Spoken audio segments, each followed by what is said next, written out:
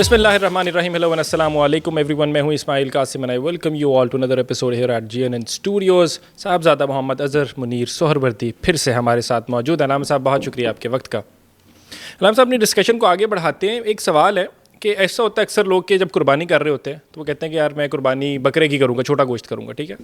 वो कर लेता है छोटे गोश्त की कुर्बानी की नीयत से। साथ ही साथ वो कहता है कि यार बड़ा गोश्त भी आ जाए तो 6 हिस्से किसी और ने डाले हुए हैं, वो कहता है एक हिस्सा मैं इधर भी डाल देता हूँ, गोश्त की नीयत से डाल लेता है। या हो सकता है वो ये डाले कि यार बांटना भी तो है ना लोगों में, छोटा खुद खाएंगे, फ्रिज भरेंगे, राने तकसीम करेंगे, तो जो बड़ा गोश्त है उसको बांट देंगे। तो इस सिलसिले में क्या हुक्म है, कितनी सख्ती है? मतलब वो जो बाकी 6 हैं वो कुर्बानी की नीयत से उन्होंने हिस्सा डाला है, ये एक भाई हैं जो कि गोश्त की नीयत से अंदर हिस्सा डाल रहे हैं। ये बड़ा ज़रूरी सवाल है जो आजकल के माशरे में गर्दिश करता है। और उसका नारा क्या होता है कि लोग क्या कहेंगे कि फ़लाँ ने कुर्बानी की और मुझे गोश्त नहीं दिया। अब एक शख्स ने कुर्बानी की है अपने लिए कि बकरे ले आया, उसने कहा बकरे तो मुझे पसंद हैं, बड़ा गोश्त मेरे घर में खाता कोई नहीं, बड़ा गोश्त मेरे घर में खाता कोई नहीं, बकरे मुझे पसंद हैं। तो बकरे अब मोहल्ले वालों में तकसीम भी करना है, उनको भी पता चलना चाहिए जिन्हें फ़लाँ साहब ने कुर्बानी की है। अब रिश्तेदारों में तकसीम करना है, उनको भी ख़बर हो कि कुर्बानी की है फ़लाँ साहब ने। उसके लिए मैं क्या करता हूँ, जहाँ शराकत दारी की कुर्बानी का अहतमाम है, इज्तिमाई कुर्बानी का, मैं उसमें जाके एक हिस्सा डाल देता हूँ या 2 हिस्से डाल देता हूँ कि मेरे 2 हिस्से शामिल हैं। नीयत क्या है कि यहाँ से गोश्त आएगा, ये गोश्त मैं आगे तकसीम कर दूँगा। कुर्बानी घर में कर रहा है, उधर से गोश्त हासिल करने का है। तो उसमें ये है कि जो बाकी मांदा लोग हैं जिन्होंने उस जानवर में हिस्से डाले हुए हैं, 2 हैं, 4 हैं, 5 हैं, 6 हैं, अगर इसकी नीयत से गोश्त की है एक बंदे की, बाकी की कुर्बानी की है, तो उसमें किसी की भी कुर्बानी नहीं होगी।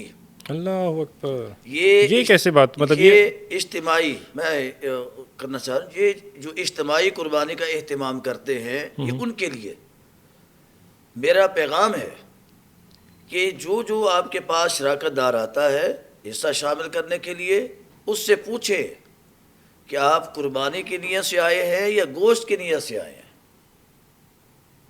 या बाज़ औक़ात ये भी होता है कि चलो एक मेरा सदका निकल जाएगा। सदका कुर्बानी के जानवर में नहीं निकाला जा सकता, अकीका किया जा सकता है। वो इज्तिमाई कुर्बानी का एहतमाम करने वाले हर फर्द से 7 मेंबर हैं, 7 मेंबरों से इन्वेस्टिगेट करेंगे कि आपकी नीयत कुर्बानी की है या गोश्त की है। अगर कुर्बानी की है तो उसको बीच में शामिल करेंगे, कुर्बानी की नहीं है तो उसको शामिल नहीं करेंगे। अगर कोई कहता है कि मेरी कुर्बानी की नीयत है लेकिन होती नहीं है, उसको दिल में है गोश्त, तो फिर बाकी 6 का कसूर नहीं है? वो तो फिर उसकी अपनी नीयत का कसूर है ना, वो उसका अजर अल्लाह की बारगाह में है। उन 6 की कुर्बानी हो जाएगी मगर वो साहिब अताब हो जाएगा, अल्लाह के अजाब का गिरफ्तार हो जाएगा। और जो वो घर में कुर्बानी कर रहा है ना, घर में कुर्बानी, उसकी वो कुर्बानी भी सारी ज़ाया हो जाएगी। क्योंकि अल्लाह तो फरमाता है कि जो आप अपने लिए पसंद कर रहे हो वही आप मेरी मखलूक के लिए, मेरी राह के लिए पसंद करो। अपने बच्चों के लिए, औलाद के लिए मैं निकालता हूँ जनाब नए नए नोट, अपनी जेब से खर्च करता हूँ, उनको देता हूँ कि मेरे बच्चे पुराने नोट नहीं लेते हैं। अल्लाह की राह में जब खर्च करना हो तो मैं सिक्के तलाश कर रहा होता हूँ और पुराने से पुराना नोट निकाल रहा होता हूँ। ऐसे ही है कि कुर्बानी करते हुए मैं देखता हूँ अपनी पसंद को कि मेरी पसंद क्या है, मैंने खाना क्या है। बकरा खाना है, उसको मैं ज़िबा करवा के उसका गोश्त स्टॉक कर लेता हूँ, फ्रीज कर लेता हूँ। और अल्लाह के नाम के लिए बड़े जानवर में वो आपकी हिकारत हो गई, तहकीर से आपने वो काम किया, और जो हिकारत से नेकी की जाती है वो अल्लाह को पसंद नहीं है। लिहाजा उसकी वो घर वाली नेकी भी ज़ाया हो जाएगी और वो नेकी भी ज़ाया हो जाएगी। ठीक हो गया। एक बड़ा अहम सवाल जो आजकल ट्रेंड करता है सोशल मीडिया के ऊपर, बड़ी डिबेट की जाती है उसके ऊपर, बड़े बड़े फोरम्स पे मैंने देखे लोग उस पर आपस में बहस कर रहे होते हैं। वो कहते हैं कि आपने कुर्बानी जो करनी है वो भी अल्लाह की रज़ा के लिए करनी है, तो उससे बेहतर है कि आप किसी को पानी का कूलर लगवा दो, ठीक है। वो एक तो ये कॉन्सेप्ट है। आजकल जो स्पेसिफिकली चीज़ हाईलाइट हो रही है वो ये हो रही है कि गज़ा के मुसलमानों को बहुत ज़्यादा ज़रूरत है, तो आप कुर्बानी ना करें, आप इमदाद की मद के अंदर वही पैसे जो हैं जो आपने लाख सवा लाख कुर्बानी पे लगाना है आप उनको भेज दें, वहाँ किसी की जान बच जाएगी। आप मुझे ये बताएं कि क्या हमें अपने बच्चों की शादी करते हुए ये नेकी याद नहीं आती? आज शादियों पर जो खराफात हैं, तेल मेहंदी के नाम पर लाखों रुपये हम ज़ाया करते हैं। ये कवाली नाइट हो गई, ये जनाब ढोल ढमक्का हो गया, ये फ़लाँ काम, ये फ़लाँ रस्म, फ़लाँ रस्म। لاکھوں روپے ہم بے دریغ فضول خرچ کرتے ہیں، تب ہمیں کوئی اس طرح کا واٹر کولر یاد نہیں آتا، تب ہمیں کسی کی پیاس یاد نہیں آتی ہے۔ جو اللہ کے ارشادات ہیں، اللہ کے واجب کردہ عمل ہیں، وہ کرتے ہوئے ہمیں یاد آتا ہے وہ قربانی نہ کرو، یہ کر لو۔ دیکھیں قربانی ہے واجب، قربانی واجب ہے۔ آپ صاحب استطاعت ہیں، لاکھ سوا لاکھ روپے کا آپ فنڈ ادھر بھیج دیتے ہیں غزہ میں، غزہ کے اندر، غزہ کے لوگ جو ہے وہ ضرورت مند ہیں، اور یہ ضروری نہیں کہ محض قربانی کے پیسوں سے ہم ان کی مدد کریں۔ ہم عام روٹین کے اندر کیوں نہیں ان کی مدد کرتے ہیں؟ ہم اپنی سیلری میں سے، سورس آف انکم میں سے، اپنی تجارت میں سے کیوں نہیں پلاننگ کرتے کہ میری روزمرہ کی تجارت ہے، مجھے 100 روپے آتے ہیں تو 50 غزہ کے لیے ہیں، 50 میرے اپنے بچوں کے لیے ہیں۔ اس وقت ہمیں کیوں نہیں یاد آتا ہے؟ جب ہم اپنی پارٹیاں، عیش و عشرت سے بھرپور پارٹیاں ہم کر رہے ہوتے ہیں اپنے گھروں کے اندر، بچوں کی سالگرہیں کرتے ہیں، بچوں کی دوسری ایکٹیویٹیز کرتے ہیں، تو اس پر بے دریغ پیسہ خرچ کرتے ہو ہمیں یاد نہیں آتا ہے۔ اللہ کے واجبات پر ہمیں یاد آتا ہے۔ مولا کائنات حضرت علی کرم اللہ وجہ الکریم آپ فرماتے ہیں، میں نے آج تک کبھی بھی ایسے بندے کو غریب ہوتے ہوئے نہیں دیکھا کہ جس نے ہر حال میں اللہ کی بارگاہ میں مال خرچ کیا ہو، اور کیسے کسی بھی ایسے بندے کو میں نے امیر ہوتے ہوئے نہیں دیکھا جس نے اللہ کی راہ میں خرچ کرنے سے بخل کیا ہو، بخیلی کا اظہار کیا ہو۔ غزہ کے لوگ صرف آپ کی قربانیوں کے مال کے انتظار میں نہیں بیٹھے ہوئے، یہ تو فریضہ خدا بندی ہے۔ واٹر کولر لگانا ایک مستحب عمل ہے، پانی کا کنواں کھودنا ایک مستحب عمل ہے۔ ایک مستحب عمل کسی فرض یا واجب کا الٹرنیٹ نہیں ہو سکتا ہے۔ ٹھیک ہے، آپ ایک واجب کو چھوڑ دیں، ایک فرض کو چھوڑ دیں، آپ اس عمل کو کریں، وہ بہت اچھا عمل ہے۔ میں نے پہلے عرض کی ہے، قربا قربان، ایسا عمل جو اللہ کے قریب کرنے والا ہو وہ قربانی کہلاتا ہے۔ یہ تو نہیں کہ 10 ذی الحجہ آئے گی تو ہم جناب غزہ کے بچوں کی بھوک اور پیاس کا خیال کریں گے، ان کے لیے تو ہر دن قربانی کا دن ہے، ہر دن ان کے لیے 10 ذی الحجہ کا دن ہے۔ آج میں اپنی ضرورت میں آج میں گوشت نہیں کھاتا ہوں، ہفتے میں 7 دن میں گوشت کھاتا ہوں، نہیں کھاتا، ایک دن کھا لوں گا، باقی سبزی بھی گزارا کر لیتا ہوں۔ جو بقیہ دن کا جو گوشت ہے میں ان کے لیے اپنا بھیج دیتا ہوں۔ 7 دن کے اندر، 8 دن کے اندر جو میری عیش و عشرت ہے میں اپنے نظام زندگی کو 50% کم کر دیتا ہوں، میں ان لوگوں کو بھیج دیتا ہوں۔ لیکن اگر آپ کہیں کہ قربانی کا پیسہ ان تک بھیج کے آپ قربانی سے بری و ذمہ ہو جائیں گے تو یہ آپ کا حق ادا نہیں ہوگا، یہ نہیں حق ادا نہیں ہوگا۔ قربانی اپنی جگہ پہ ہے۔ ٹھیک ہے، اگر کوئی پہلے بھی بھیجتا ہو، مثال لیتے ہیں کچھ 6 مہینے سے کسی کو کوئی ہے وہ روز ہر سال بھیجتا ہے، ہر مہینے بھیجتا ہے، اور پھر اب قربانی آ گئی ہے، اب اس مہینے اگر وہ کرنا چاہے؟ نہیں، میں نے وہ کہا کہ آپ نیکی جتنی مرضی کریں، نیکی آپ کریں جتنی مرضی کریں، آپ نیکی جتنا زیادہ کریں گے اللہ تعالیٰ بھی اتنا زیادہ آپ کو نوازے گا، آپ کمزور نہیں ہوں گے۔ آپ کر کے تو دیکھیں، وہ جیسے حضرت علی کرم اللہ وجہ الکریم، آپ کا بڑا پیارا ایک واقعہ ہے، میں کوٹ کرنا چاہوں گا۔ ضرور، بے شک۔ حضرت خاتون جنت فاطمہ الزہرا سلام اللہ علیہ، آپ نے ایک دن فرمائش کی، زندگی کی پہلی فرمائش تھی۔ وہ خاتون اول، کیا بات ہے، حسنین کی اماں، جنتی خواتین کی سردار، مالکہ جنت، مالکہ جنت، سبحان اللہ ہے، آپ نے زندگی میں اپنے خامد سے پہلی مرتبہ فرمائش کی، جبکہ ہمارے گھروں میں تو ڈیلی کئی فرمائشیں ہو جاتی ہیں۔ 100 فرمائشوں کے اوپر 99% آپ فرمائشیں پوری کر دیں، ایک نہ کرے کہیں گے میرے لیے کیا ہے تو نے آج تک۔ لیکن مالکہ جنت ہیں، انہوں نے ایک مرتبہ کہا، بخار کی وجہ سے منہ کڑوا تھا، کہا کہ علی دل کرتا ہے مجھے انار کھانے کو، آپ مجھے انار دلا دیں۔ کیا بات، حضرت علی کرم اللہ وجہ الکریم کی اپنی استطاعت نے اتنے پیسے نہیں تھے کہ آپ ایک انار خرید سکتے، ٹھیک ہے، آپ باہر تشریف لے گئے، دل میں یہ خوشی ہے کہ آج شہزادی کونین نے مجھ سے فرمائش کی ہے، اور ساتھ ہی یہ افسردگی ہے کہ فرمائش پوری بھی کرنی ہے، کیسے کروں؟ آپ گئے، سارا دن مزدوری کی، مزدوری کے بعد 4 آنے ملے، ان سے انار خریدا، انار خرید کے آپ گھر کی طرف چل پڑے، اور خوش ہیں کہ جب انار پیش کروں گا جا کے تو خاتون جنت لیں گی کتنی خوش ہوں گی۔ کیا بات ان کی چہرے کی امپریشن کیا ہوں گی, سبحان اللہ. ان کی کیفیات کیا ہوں گی, دل سے کیا میرے لیے دعا نکلے گی. یہ سوچتے ہوئے آ رہے ہیں, اس سامنے ایک سائل آتا ہے, کہتا ہے علی میں بھوکا ہوں, اللہ کے نام پہ مجھے یہ انار دے دو. اللہ اکبر.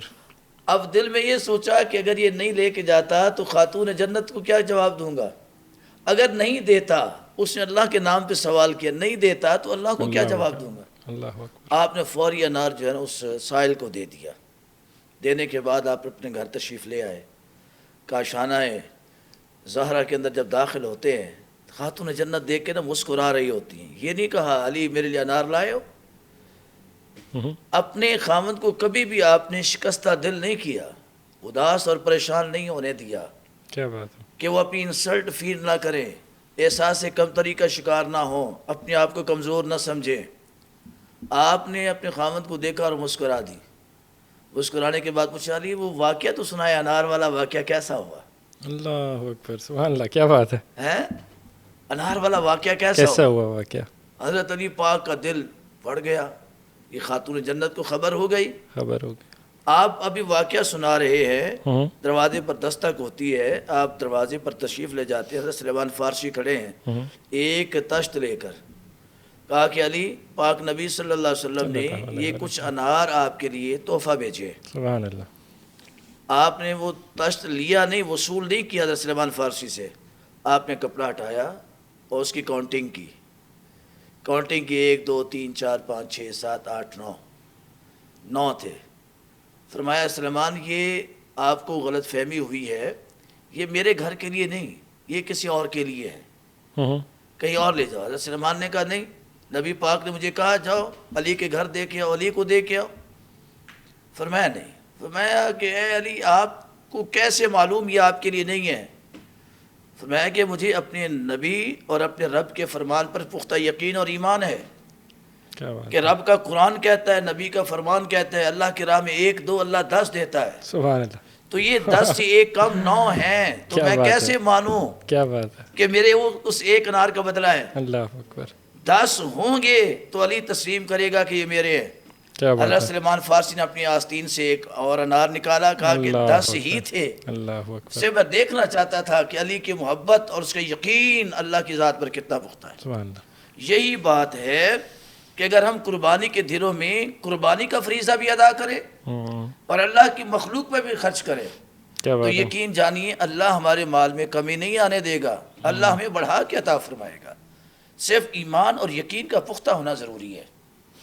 جب ہمارے اندر یقین اللہ کی ذات پہ پختہ ہو جاتا ہے تو اللہ کی ذات کسی حوالے سے کمی نہیں چھوڑتی ہے. بے شک ایسے ہی ہے.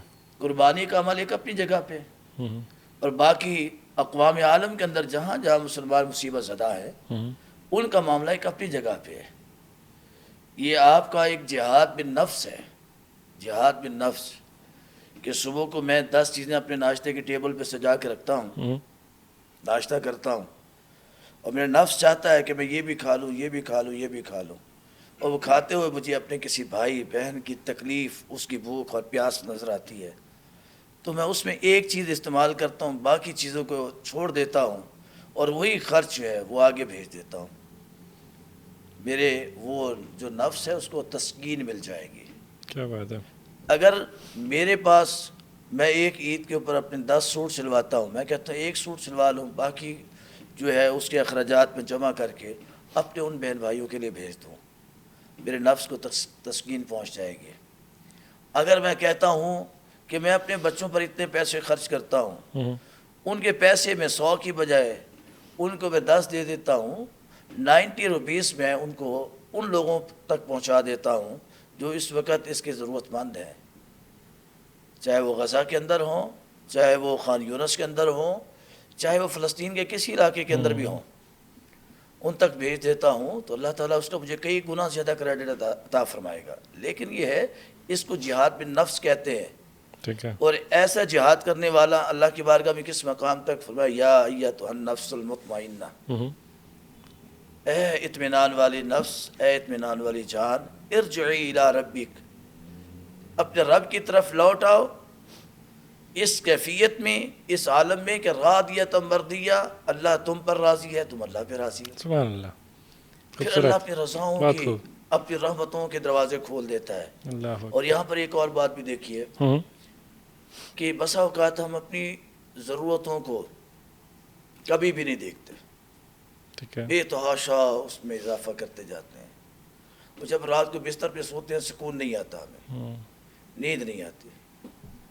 آپ تجربہ کر لیں, جس دن آپ کا دل بے چین ہو, آپ کسی اور بے چین دل کی ایک ضرورت کو پورا کر دیں.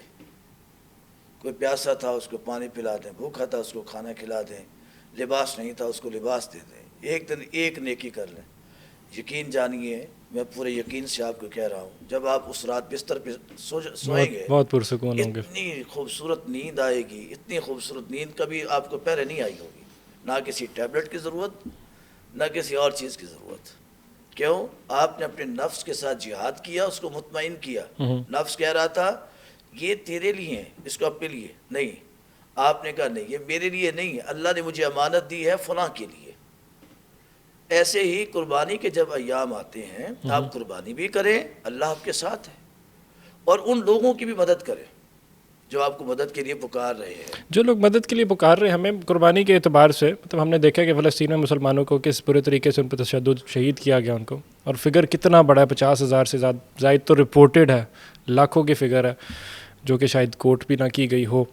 ایسے سلسلے کے اندر ریاست کی ذمہ داری تو بنتی ہے کہ وہ جو بھی اوور آل اس نے امداد بھیجنی ہے, ہیلپ کرنی ہے, جہاد کروانا ہے, جو کچھ ریاست ہے. انڈیویجول لیول پہ بھی لوگوں سے سوال کیا جا سکتا ہے روز آخر کے, ریاست نے اگر کچھ نہیں کیا, مجبور جس طرح کہا جاتا ہے کہ وہ مجبوری کی وجہ سے ہم نہیں کچھ کر پائے, تو انڈیویجول لیول پہ بھی سوال کیا جا سکتا ہے کہ تم نے کیا کیا. تمہارے مسلمان بہن بھائی تھے, دور تھے, لیکن تمہاری کیا ایفرٹ ہے؟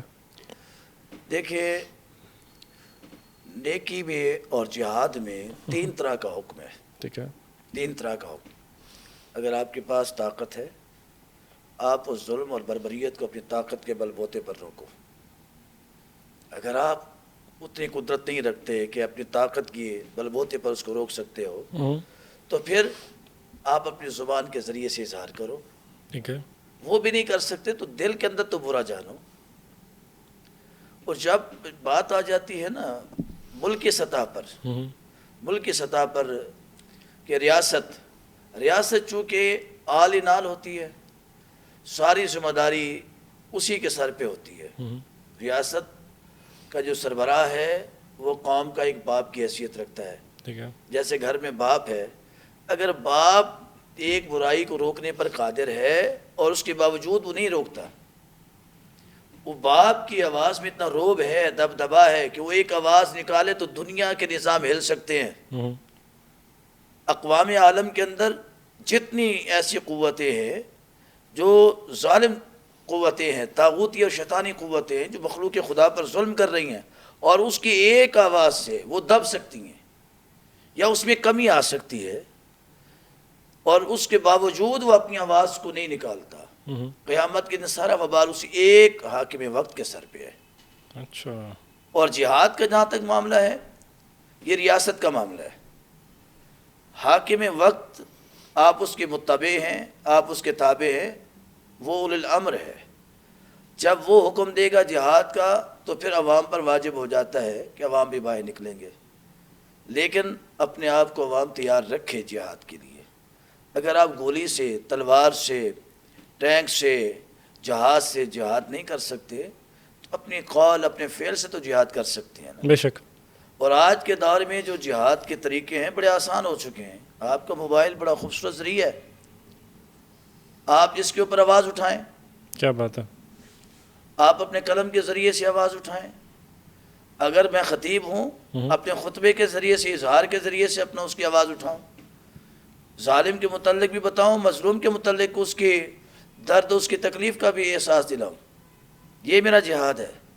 اور جب حاکم وقت اجازت دے دے, ایک اسلامی ریاست کا حاکم وہ اجازت دے دے کہ نکلو بھائی, ہم بھی نکل رہے ہیں, تم بھی ہمارے ساتھ نکلو, پھر جو قدم پیچھے ہٹ جائے گا وہ اللہ کے عذاب کا مستحق ہوگا. جو قدم اٹھ جائے گا پھر وہ امام مہدی کے لشکر کا حصہ بنے گا.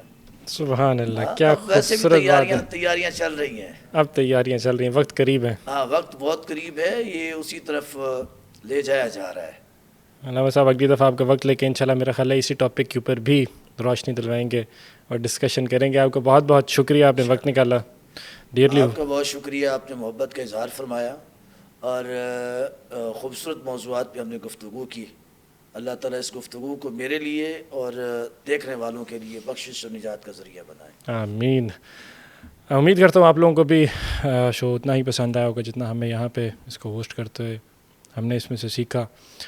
اور اسماعیل قاسم کو اجازت دیجیے, اپنا بہت سارا خیال رکھیے. انٹل نیکسٹ ٹائم جی, اللہ حافظ.